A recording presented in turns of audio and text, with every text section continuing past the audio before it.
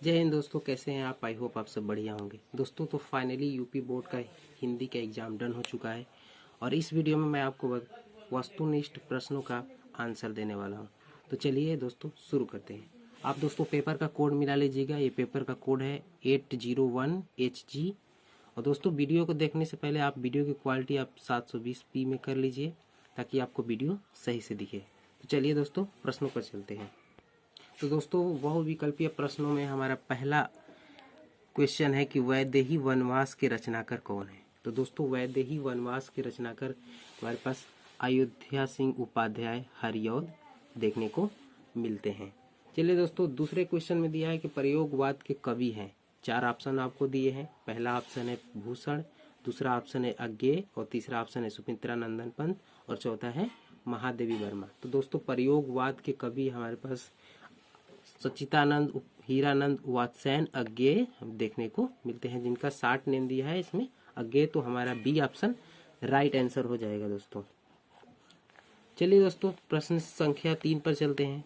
प्रश्न संख्या 3 में दिया है कि भाव विलास के रचनाकार कौन है। तो दोस्तों इसमें हमें 4 ऑप्शन दिए हैं, देव, बिहारी, चिंतामणि और मतीराम। तो दोस्तों इसमें हमारा जो राइट आंसर हो जाएगा वो हो जाएगा देव, और जो भाव विलास के रचनाकार हैं।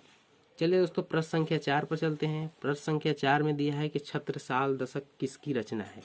दोस्तों इसमें भी आपको 4 ऑप्शन दिए गए हैं, पंद्याकर, बिहारी, भूषण और मतीराम। तो दोस्तों इसमें हमारा जो राइट आंसर होगा वो होगा सी ऑप्शन भूषण।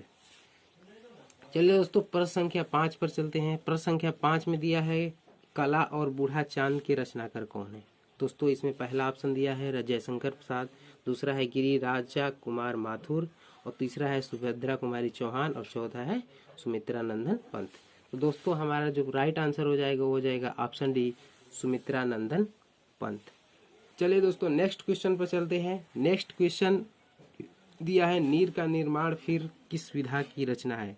तो दोस्तों नीर का निर्माण फिर ये आत्मकथा है और दोस्तों ये आत्मकथा हरिवंश राय बच्चन जी का देखने को मिलता है, जो अमिताभ बच्चन के पिताजी थे। और दोस्तों इनका ही एक और विधा आत्मकथा है जिसका नाम है क्या भूलूं क्या याद करूं। तो दोस्तों चलिए प्रश्न संख्या 7 पर चलते हैं। दोस्तों प्रश्न संख्या 7 में दिया है कि निम्नलिखित में से शुक्ल युग के लेखक कौन है। यानी इन जो भी ऑप्शन आपके सामने दिए गए हैं प्रश्न संख्या 7 में, प्रश्न संख्या 7 में पहला ऑप्शन दिया गया है मोहन राकेश, दूसरा है अमृत राय, तीसरा है श्याम सुंदर दास और चौथा है कमलेश्वर। और इनमें से आपको शुक्ल युग के लेखक के नाम बताने हैं। तो दोस्तों इसमें चारों ऑप्शन में से हमारा सी ऑप्शन राइट आंसर होगा, जिसकी श्याम सुंदर दास शुक्ल युग के लेखक देखने को मिलते हैं। चलिए दोस्तों प्रश्न संख्या 8 बेहद ही शानदार सवाल है। पूछा है कि निम्नलिखित कथनों में से कौन सा कथन सही है। पहला ऑप्शन में दिया है कि शशांक के रचनाकार आचार्य रामचंद्र शुक्ल हैं। तो दोस्तों ये ऑप्शन आपका बिल्कुल गलत है। शशांक के रचनाकार आचार्य रामचंद्र शुक्ल नहीं है। बी ऑप्शन में दिया है कि आकाशदीप कहानी के लेखक राजकुमार वर्मा है। दोस्तों आकाशदीप कहानी के लेखक जयशंकर प्रसाद जी हैं, राजकुमार वर्मा नहीं है। इस प्रकार हमारा पहला और दूसरा दोनों ऑप्शंस गलत हैं। और तीसरा ऑप्शन में दिया है भारतेंदु हरिश्चंद्र आलोचना साहित्य के जनक माने जाते हैं। तो दोस्तों ये आपका राइट आंसर है। और चौथा ऑप्शन में दिया है कि क्या भूलूं क्या याद करूं निबंध के लेखक जयशंकर प्रसाद हैं। तो दोस्तों ये भी आपका ऑप्शन बिल्कुल गलत है। क्या भूलूं क्या याद करूं ये आत्मकथा है और जो कि हरिवंश राय जी का देखने को मिलता है। चलिए प्रश्न संख्या 9 पर चलते हैं। प्रश्न संख्या 9 में दिया है कि परीक्षा गुरु किस विधा की रचना है। आत्मकथा है, एकांकी है, उपन्यास है या फिर रेखा चित्र है।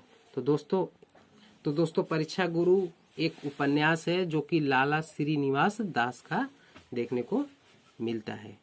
चलिए दोस्तों प्रश्न संख्या 10 पर चलते हैं। प्रश्न संख्या 10 में दिया है बाण भट्ट की आत्मकथा के रचनाकार कौन है। दोस्तों इसमें भी 4 ऑप्शन आपको दिए गए हैं, जयशंकर प्रसाद, हजारी प्रसाद द्विवेदी, राघवेंद्र राघव और दोस्तों एक डी ऑप्शन है धर्मवीर भारती। तो दोस्तों बाण भट्ट की आत्मकथा एक उपन्यास है और ये आचार्य हजारी प्रसाद द्विवेदी जी का आचार्य हमें देखने को मिलता है। दोस्तों 11वां प्रश्न है कि रस के कितने अंग होते हैं। दोस्तों इसमें ए ऑप्शन में दिया है 5, बी ऑप्शन में दिया है 4 और सी ऑप्शन में दिया है 3। एक बच्चे ने ये गलत ट्रिक लगाया है, इसका राइट आंसर होगा ऑप्शन सी बी, जो कि 4, रस के 4 अंग होते हैं। दोस्तों इसको आप याद करिएगा। दोस्तों इसमें 12वां क्वेश्चन दिया है कि पायो जी मैंने राम रतन धन पायो पंक्ति में कौन सा अलंकार है।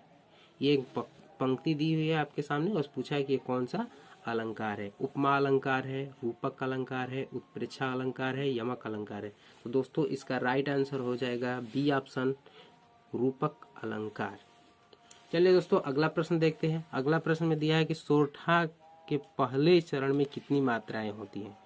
दोस्तों सोरठा में 4 चरण होते हैं, जिसमें पहला जो चरण होता है उसकी मात्राएं 11 होती हैं। चलिए दोस्तों अगले प्रश्न पर चलते हैं। तो दोस्तों 14वें प्रश्न में दिया है कि निर्दय शब्द का में प्रयुक्त उपसर्ग है। तो दोस्तों इसका जो राइट आंसर हो जाएगा वो सी ऑप्शन, निर शब्द निर्दय में उपसर्ग है। चलिए दोस्तों 15वां प्रश्न है कि नीलगाय में कौन सा समास है। कर्मधारय समास है, द्वंद्व समास है, द्विगु समास है या फिर बहुव्रीहि समास है। तो दोस्तों इसमें जो राइट आंसर होगा वो हो जाएगा ए ऑप्शन, कर्मधारय समास। चलिए दोस्तों प्रश्न संख्या 16 पर चलते हैं। प्रश्न संख्या 16 में दिया है कि खेत का तत्सम रूप है। भूमि है, जमीन है, क्षेत्र है या फिर पृथ्वी है। तो दोस्तों इसका राइट ऑप्शन आ जाएगा आपका सी, क्षेत्र, सही आंसर हो जाएगा दोस्तों। चलिए 17वां नंबर प्रश्न पर चलते हैं। 17वां नंबर प्रश्न में दिया है युष्मद शब्द क्या पंचमी विभक्त बहुवचन रूप का होगा। यानी इसमें जो पंचमी विभक्ति में आपका बहुवचन रूप क्या होगा। दोस्तों संस्कृत में एक वचन, द्विवचन और बहुवचन 3 होते हैं, जबकि हमारे हिंदी और इंग्लिश में केवल एक वचन और बहुवचन होते हैं। दोस्तों तो 17वें क्वेश्चन का राइट आंसर हो जाएगा आपका युष्मत। आप मिला लीजिएगा इसको। चलिए दोस्तों 18वें नंबर प्रश्न पर चलते हैं। 18वें नंबर प्रश्न में दिया है भाववाच्य में किसकी प्रधानता होती है। कर्म की प्रधानता होती है, कर्ता की प्रधानता होती है, कर्म की प्रधानता होती है, क्रिया की प्रधानता होती है या फिर इनमें से कोई नहीं। तो दोस्तों 18वें नंबर क्वेश्चन का राइट आंसर हो जाएगा क्रिया की प्रधानता। चलिए दोस्तों 19वें नंबर प्रश्न पर चलते हैं। 19वें नंबर प्रश्न में दिया है कि वाक्य के कितने तत्व होते हैं। दोस्तों आप याद रखिएगा वाक्य के केवल 2 ही तत्व होते हैं। कितने बच्चे, बहुत सारे जो स्टूडेंट हैं वो गलत आंसर देकर आए हैं, जबकि इसका राइट आंसर होगा आंसर ए ऑप्शन, जो कि 2 तत्व होंगे। दोस्तों इसमें 20वां प्रश्न आपका दिया है कि अविकारी पत्र नहीं है, पद है। अविकारी पद को अन्य किस नाम से जाना जाता है। तो दोस्तों इसमें अब पहला ऑप्शन दिया है अपव्यय पद, दूसरा दिया है अव्यय पद और तीसरा दिया है व्यय पद और चौथा दिया है इनमें से कोई नहीं। तो दोस्तों इसका राइट आंसर हो जाएगा ऑप्शन बी, अव्यय पद। तो दोस्तों आपका कितने क्वेश्चन आपने अटेम्प्ट किए हैं और आपके कितने क्वेश्चन सही हुए हैं आप मुझे कमेंट सेक्शन में लिखना ना भूलें। और दोस्तों आप किस ज़िले से ये वीडियो देख रहे हैं आप अपना ज़िले का नाम भी कमेंट सेक्शन में लिखिएगा। मिलते हैं किसी नेक्स्ट वीडियो में, तब तक के लिए जय हिंद, जय भारत, वंदे मातरम।